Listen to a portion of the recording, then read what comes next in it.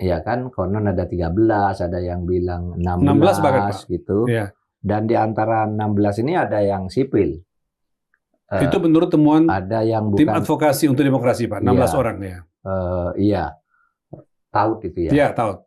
Tim advokasi untuk demokrasi. Iya, tetapi sampai sekarang kan ditetapkan sebagai tersangka 4. Jadi memang di peradilan militer. Ya. Itu untuk hukum sekarang. Sebenarnya hukum yang sebenarnya cuma terganjal oleh satu tugas untuk mengubah undang-undang peradilan militer itu tertunda terus. Jadi aturannya itu menurut hukum yang baru ini ya, hukum di era reformasi. Kejahatan-kejahatan yang dilakukan oleh militer, tetapi dalam kasus di luar urusan pertahanan, di luar tugas kemiliteran, itu diadili oleh peradilan umum. Itu ada di undang-undang tentang TNI, di undang-undang pertahanan, dan di dalam perdebatan-perdebatan tentang pembangunan atau reformasi TNI.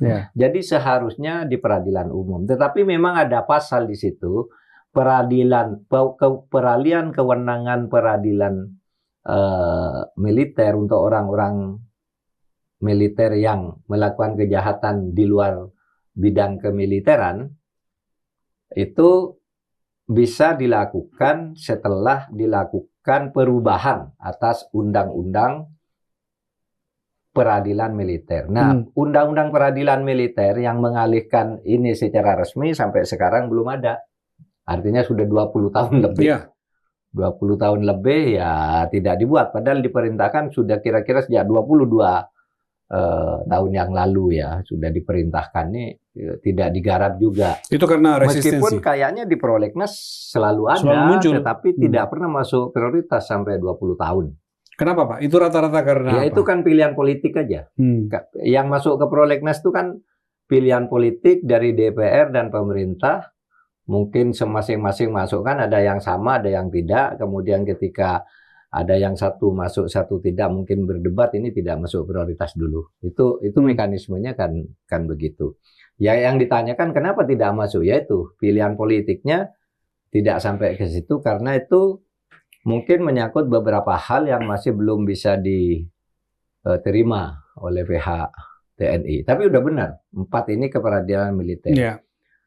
Terkecuali ya diungkap lebih jauh dari 16 yang ditemukan oleh pihak lain. Saya kira termasuk polisi punya catatan-catatan itu karena sudah mendapat laporan konon. Kalau ada sipilnya itu mestinya sekurang-kurangnya itu nanti ke peradilan gabungan, koneksitas, peradilan koneksitas. Jadi memang ada di KUHP yang baru itu kalau pelaku itu gabungan antara orang sipil dan orang militer, maka itu dibentuk koneksitas.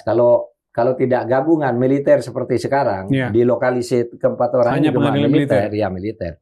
Tapi kalau ditemukan ada gabungan, itu nanti bisa dibentuk peradilan koneksitas. Pertanyaan kemudian Pak Mahfud, bagaimana supaya ekspektasi masyarakat, terutama teman-teman masyarakat sipil gitu, dalam proses pengadilan militer ini muncul dugaan pelaku lain yang itu sipil?